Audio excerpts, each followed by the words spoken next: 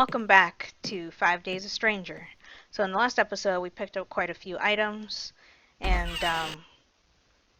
so one of the things that we did pick up was the diary here, but I'm going to hold off on reading that real quick. I want to go back into this room.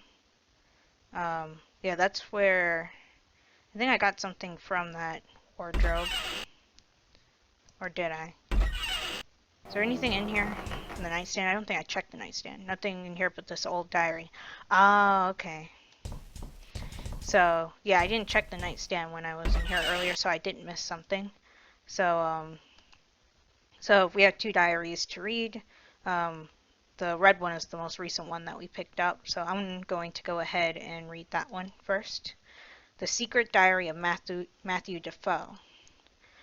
June 28th, 1814. Today is my 8th birthday. Nanny said I would soon be a big, strong man like my father.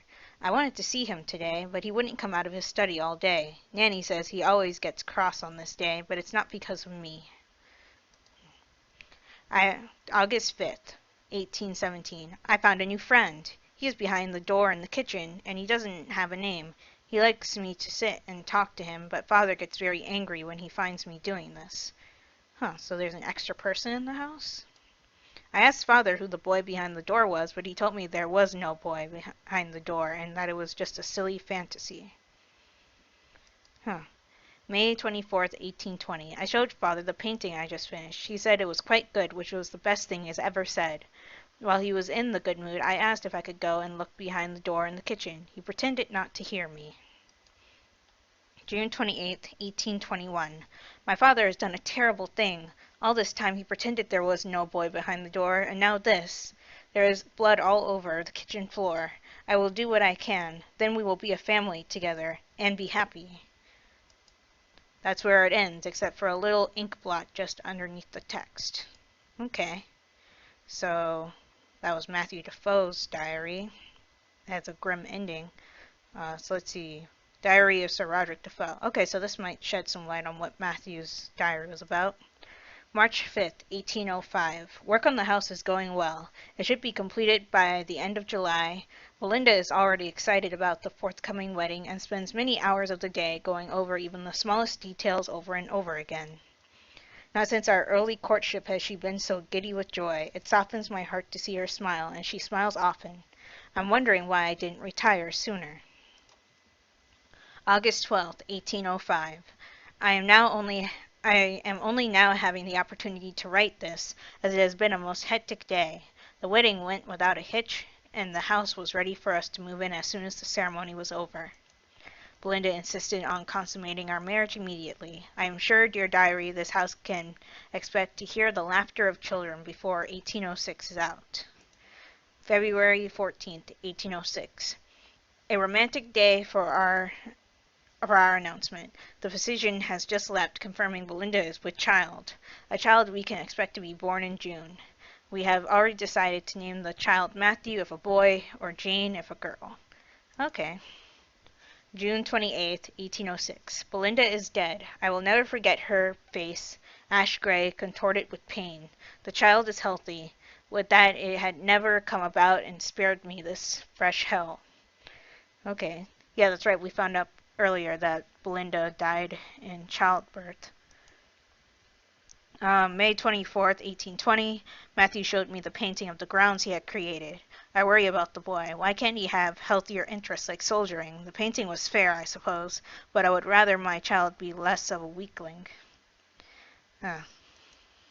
Well, that's not very nice. June 28th, 1821. It is the anniversary of the night I unleashed a horror which I tonight shall remove from this world. May God forgive me. That is the last entry. I think I've read enough to have some idea of what's going on here. If there is a ghost in this place, there must be some connection to the disappearance of Sir Roderick and Matthew Defoe. Was Matthew schizophrenic or something? Did Sir Roderick kill him and disappear to avoid the law? It is odd that neither of their bodies were ever found. If I could find Matthew's body, perhaps I can get to the bottom of this. Maybe there's a book or something in the library that could help me. Okay, so let's go back to the library. So we've gotten all the information. So it seems like there was a second child other than Matthew, at least from Matthew's diary, it seemed that way. Um, or he was imagining it. I'm not entirely sure. Why not? I could certainly do with a laugh.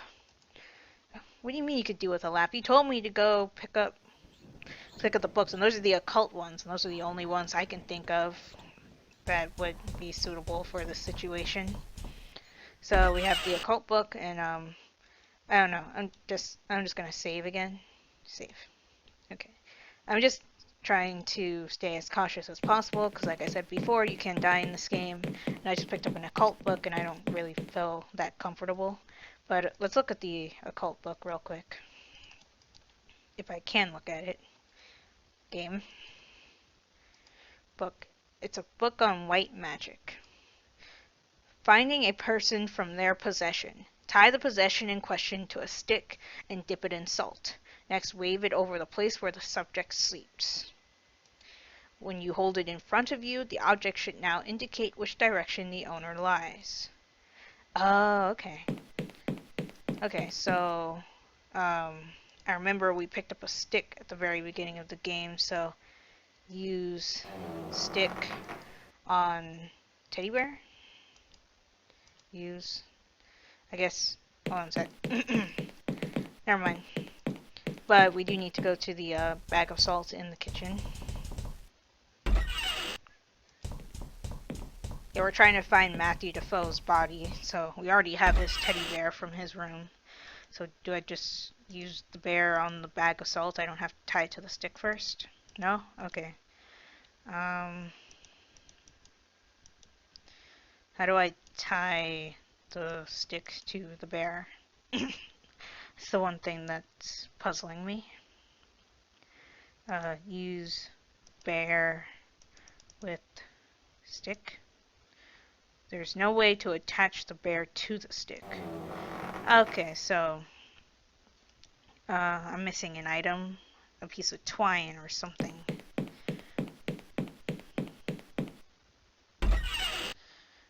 Maybe there's something in the tool shed that can help me that I might have missed.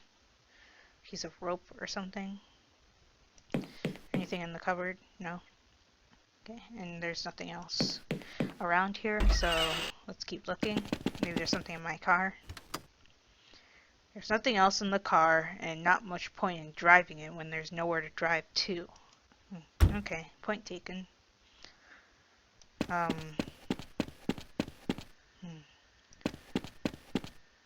So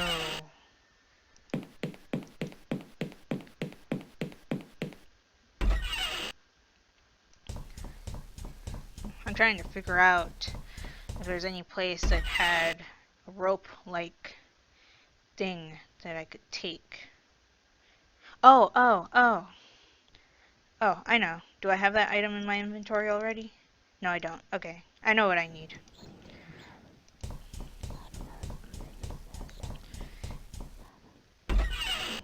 It just came to me because I remembered that that's an item that you can get, so I should pick it up now. Cord. There we are. So use the cord on the stick and then use the cord and stick on the bear. There we go. That's a pretty graphic way of tying it, but I guess we'll overlook that for now.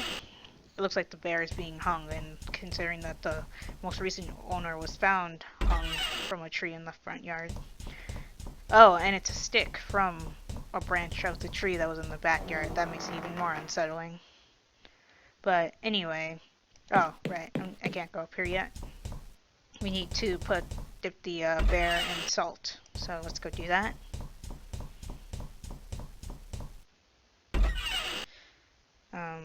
So use the bear stick on the salt. Here we go. And now we have a salty bear. Yep, it's actually called a salty bear. I wasn't expecting it to say that. Okay, so let's go upstairs to Matthew Defoe's room and wave the salty bear over his bed and figure out where exactly his body is, because the occult book told us to. Use salty bear and stick on bed. I guess that'll do. So look. It seems to be indicating downwards. Downwards? Like under the bed, or I guess we just use the bear as a compass and we just look at it every so often. If the menu could stop disappearing when I try to do stuff, that'd be great. It seems to be indicating down. Okay, yeah, I get it. I get it. He's buried somewhere. Where, though?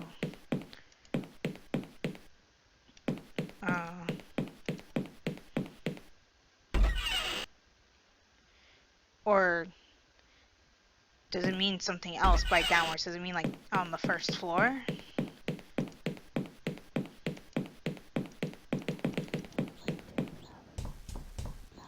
Oh yeah, that's right. Matthew Defoe's thing talked about a hidden door in the kitchen. So not use. Look at the bear. Either it's not working properly or it's pointing straight downwards. Okay, so there's something in here and pointing straight downwards. So use pickaxe on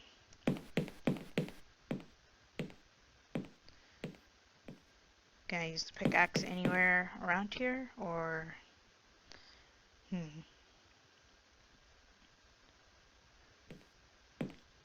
oh, why would I think that it was that wall?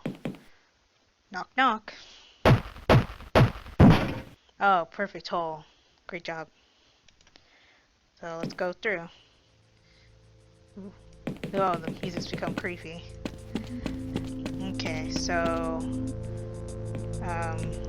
look at the bear. Seems to be indicating southeast. Southeast, so it's down here. It's northeast. Oh, east. Got northeast, so over by where the shackles are. Look at the bear again. It's indicating south. So look. So what?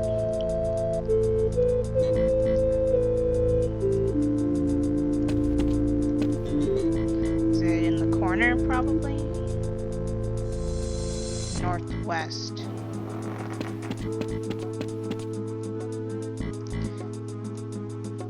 No, I don't want to read the book. Stop. Southeast. Southeast. Okay, I'm getting close to it. Shouldn't be taking this long. North. Yes, I know it's you, Trilby.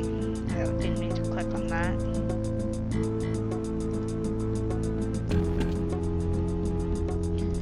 Okay.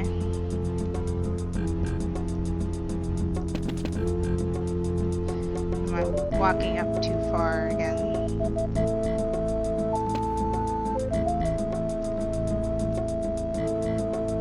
To the west?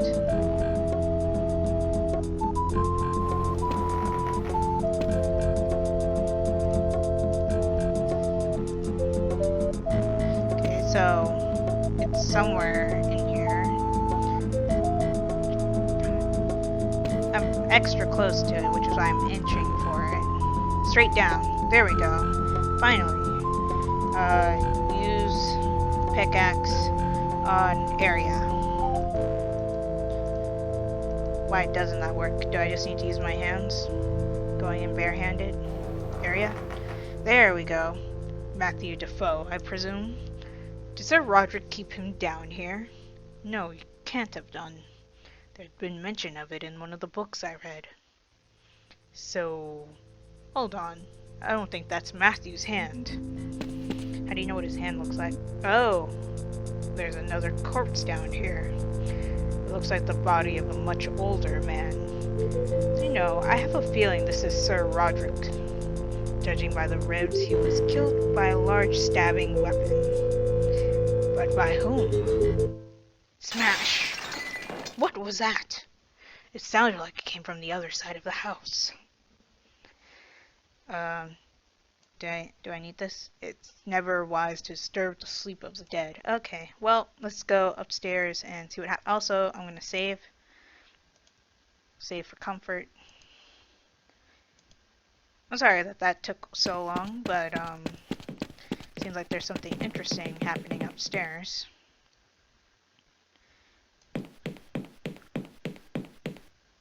And actually, I think I'm going to leave this episode here, and we'll figure out what caused that sound in the next one. I'm out of time for this episode. So if you enjoyed this episode, give it a like. Be sure to like my Facebook page and follow me on Twitter, both of which will be linked in the description below. And be sure to subscribe for more. And if you are subscribed or a new subscriber right now, be sure to hit that bell icon so you get notified of when I upload videos. This is Viola Rolls, signing off. Talk to you later.